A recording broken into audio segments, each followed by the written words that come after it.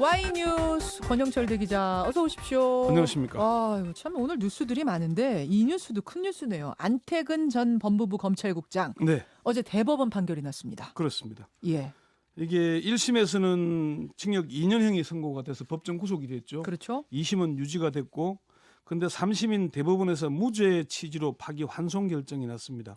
무슨 혐의였는지부터 좀 얘기해 주세요.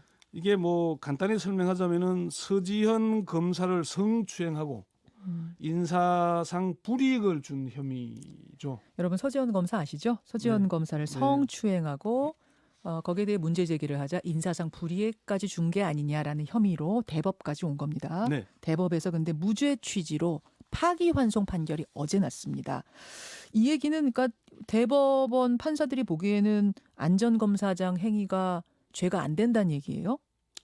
무죄 취지의 파기 환송이다 보니까 다들 그렇게 받아들이고 있습니다. 예. 그렇지만 서지현 검사도 이제 남용을 너무 협소하게 판단하고 재량을 너무 넓게 봤다라고 납득하기 어렵다는 입장을 내놓긴 했는데 예. 그러나 대부분의 파기 환송은 안태근의 행위가 죄가 되는지 안 되는지를 구체적으로 판단하지를 않았습니다. 그게 무슨 소리입니까? 죄가 되는지 안 되는지를 판단하라고 재판하는 거 아니에요? 그게 이제 일반적으로 그런 경우인데 이게 이번 판결에서 주목해야 할 대목 한 세 가지를 제가 설명을 하겠습니다. 첫 번째. 대법원 판결의 취지는 안태근이 성추행을 했다는 것과 서지현을 축출하고자 하는 나쁜 의도를 갖고 직권을 남용했다는 사실 자체를 부정하지는 않았습니다. 직권 남용과 성추행 자체를 부정하진 않았다 대법원이. 그렇습니다. 1심과 2심에서 판단한 걸 맞다고 하지 않았지만 예, 부정하지도 않았어요. 대법원 판결문에 이 사건 공소 사실과 원심 판결의 이유에 의하더라도 이런 게 있거든요. 예, 이런 예. 표현이 있습니다. 그 얘기는 사실관계가 아니라면 이런 표현을 안 씁니다. 그런데 대법원이 확정하진 않았지만은 이 표현에 의하더라도라는 표현을 썼다는 거에 이게 포인트인데 대법원 관계자는 안태근이 성추행을 했고 직권 남용을 했고 하는 부분은 직접 판단하지 않았다. 원심에서 인정한 사실을 그대로 놓고 법리만으로 판단하는데 안태근이 이렇게 한 게 사실이라고 하더라도 했다는 게 아니고 아하. 사실이라고 하더라도 무죄다라고 이렇게 본 거죠. 사실이라고 하더라도 무죄 취지가 날 수 있으니 다시 판결해라 이 말인 거예요? 그렇죠. 그러니까 이걸 가정해서 판단했다는 것이 아니라 대부분은 의하더라도라는 표현을 쓴 것은 예. 그런 사실을 인정하더라도 인정하더라도 1심과 2심과 같이 유죄라고 인정하더라도 법리상 좀 문제가 있으니 다시 봐라 이런 얘기라고요. 이렇게 하면은 이제 그 사실관계를 대법원 판결문이 이렇게 나오면은 예. 언론이나 뭐 당사자들이나 예. 법조계에서는 무죄 이렇게 되잖아요. 아니 대법원이 사실은 인정했다라고 보는 겁니다. 아니라고 부정하지 배척하지 않았기 때문에. 알겠습니다. 예, 그렇게 보는데 이게 이제 한 중견법관은 재판부가 명시적으로 인정하지 않았지만 이럴 경우 인정한 것으로 해석해도 된다. 이렇게 설명을 하거든요. 실제 사실이 아니라면 재판부는 사실이 아니라고 표현했을 알겠습니다. 겁니다. 이런 네. 사실 자체가 있었다는 것은 그러니까 성추행이라든 직권남용이 있었다는 것은 대법원도 부정하지 않았다는 말씀. 예. 두 번째 포인트는 뭡니까? 필요 충분 조건 중에 충분 조건만 판단했다는 겁니다. 이건 또 무슨 복잡한 얘기인가요? 예, 그러니까 이 사건은 안태근이 직권을 남용한 행위가 있어야 되고 예. 또 실무자 인사 담당자 신검사라고 하겠습니다. 예. 신검사가 의무 없는 일을 하는 행위 두 가지가 다 있어야 직권남용이 성립을 합니다. 그렇죠. 근데 보복 인사를 하기 위해서 서지현 검사를 자천시킨 안태근의 직권 남용은 필요 조건이라면은 신 검사가 안태근의 부당한 지시로 좌천 인사안을 마련한 건 의무 없는 일을 했다는 충분 조건이 된다는 얘기죠. 그러니까 대부분은 안태근이 직권을 남용했는지 말았는지 판단할 필요가 없이 충분 조건이 100%는 안 된다고 봤기 때문에 무죄 취지로 파기 환송을 한 겁니다.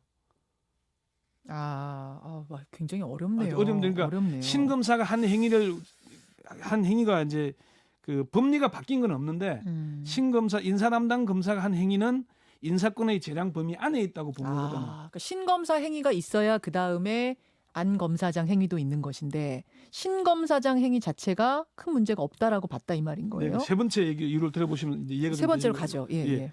검찰의 기소가 잘못됐기 때문이라는 분석입니다. 대법원에서는 그렇게 봤다. 어떤 부분을 보고 그렇게 판단한 겁니까? 이제 대부분의 이번 판결을 두고 여성 단체에서 비난 성명까지 나왔지만은 예. 법원의 판결은 검찰의 공소 사실에 대하여 판단하는 겁니다. 판사가 수사부터 다시 하는 게 아니죠. 예. 공소장 가지고 판단하는 공소 거죠. 사실에서 판단하는 겁니다. 예, 예. 그러니까 검찰의 안태근 전 검사장의 공소장을 보면은 가해자는 안태근이지만은 피해자는 서지현 검사가 아니라 바로 인사 담당 신모 검사로 되어 있습니다. 아, 공소장에 예. 서지현 검사가 피해자로 나와 있는 게 아니에요? 피해를 입었지만은 예. 피해자는 신 검사가 의무 없는 행위를 했다고 해서 이게 직권 남용이 된 거거든요. 어허. 그렇게 기소를 한 거거든요. 예, 예. 예, 그러니까 안태근 국장이 부당한 지시를 해서 신 검사가 서지현 검사를 통영 지청으로 좌천하는 인사를 짰으니까 이게 의무 없는 일이 되는 건데 피해는 서 검사가 입었는데 피해자는 신 검사가 되는 구조, 좀 이상한 구조로 보이죠. 그러네요. 대법원 판례에 물론 그런 사실이 있기는 해요.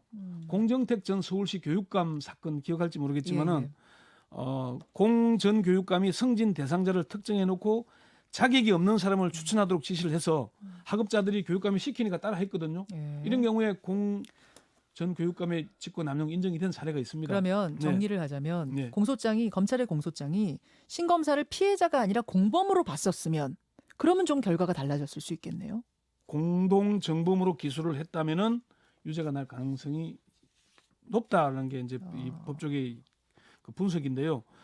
검찰 인사는 검찰국장과 검찰과장 인사 담당 검사 세 사람이 마련하는, 그러니까 세 사람이 한 통속이 되는 겁니다. 예, 예. 신 검사는 서지현을 통영으로 보내라는 안태근의 지시를 인사권자의 정당한 판단이 아니고 안태근의 서지현을 굉장히 불편해하는 상황에서 예. 서 검사를 사표를 받기 위해서 예. 그렇게 하는 행위인 걸 알았다면은 신 검사가 짠 인사는 위법한 게 되는 겁니다. 그러면은 안태근의 직권 남용이 인정된다는 거거든요. 이게 그 과거에 그 서정석 전 용인시장과 행정과장이 공무원 근무 성적 평정 서열을 임의로 변경한 혐의가 인정돼서 공동정범으로 처벌된 전례가 있습니다. 그래요. 네네. 그러면 이제 파기환송심으로 어쨌든 가는데 네. 여기서는 어떤 결과가 나올 거라고 보세요? 그 파기환송심에서 그대로 안태근이 가해자고 신 검사가 피해자인 상황이라면은 예. 무죄가 될 거고요. 무죄가 될 거다. 예. 안태근 검사장. 그런데 공소장을 변경해서 공동정범으로 음. 한다면은 네. 새로운 증거를 보강해서 그러면은 유죄가 날 가능성이 높다고 보는 게 지금 법원 쪽 그렇군요. 판단입니다. 그러니까 인사 담당 신 검사를 피해자가 아니라 안태근의 공동 정범으로 공소 사실을 변경하거나 증거를 추가하면은 유죄가 날 가능성이 높다는 그런 분석이 있는 겁니다. 이번 판결이 양승태 전 대법원장 직권남용이나 김기춘 전 비서실장 직권남용 사건과도 연결이 됩니까? 연관이 있습니까? 보도들은 그런 보도들을 많이 하는데요. 이건 별개로 봐야 된다는 게 지금 법원 쪽 설명입니다. 블랙리스트 사건은 이미 대법원 전원 합의체에 가 있는데 이것은 새로운 법리를 구성하기 위한 것이고요. 그리고 이번 판단이 기존의 판례에 따른 것이지 새로운 법리는 아니라는 겁니다. 케이스 바이 케이스로 봐야 되는 것이고 또 양승태 전 대법원장의 직권 남용도 개별적으로 그 사건별로 판단해야 되지 이 사건이 영향 미치는 것은 아니다. 그거 연결된 건 아니라고 그렇게 보고 거예요. 있고 그리고 지금 이제 많은 사람들이 이번 검찰 인사안도 직권 남용이 되는 게 아니냐라고 얘기가 나오는데 네. 그 사건도 별개로 봐야 된다. 그렇게 얘기들 하고 있습니다. 어제 그 기사를 보고 많은 분들이 그럼 안태근 전 검찰국장이 성추행 안 했다는 얘기네? 직권남용 안 했다는 얘기네라고 많이들 받아들이셨는데 꼼꼼히 들여다보자면 그 얘기는 아니라는 거군요. 성추행은 그런 해석은 틀리다는 거군요. 성추행 자체는 당시에 친고죄였거든요. 예. 공소시효가 지났기 때문에 기소 자체가 안 된 사안이고 이 문제는 그렇게 보자면은 유죄가 날 수 있는 사안인데 결국 검찰이 기소한 내용 자체가 신 검사가 일종의 가해자인데 피해자로 봤기 때문에 무죄가 날 수밖에 없는 상황이 진짜 신 검사는 피해자입니까? 정말 모르고 한 겁니까? 인사담당 아까 한 통속이라 표현했잖아요. 모를 검찰국장, 수가 검찰과장, 없다. 인사담당 검사는 거의 한 몸과 같이 움직이는 그럼 겁니다. 검찰이 왜 공소장을 그렇게 썼을까요?